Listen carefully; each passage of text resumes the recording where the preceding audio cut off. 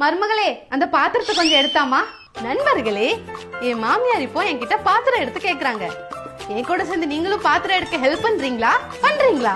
ரொம்ப சந்தோஷம். இந்த பாத்திரமா? இல்லையா? இந்த பாத்திரமா? இதுவும் இல்லையா? இந்த பாத்திரமா? அதுதான். தாமா தா தந்துரு. இதேதான். மருமகளே இத கொஞ்சம் கிண்டுமா, இந்த வந்துடுறேன்.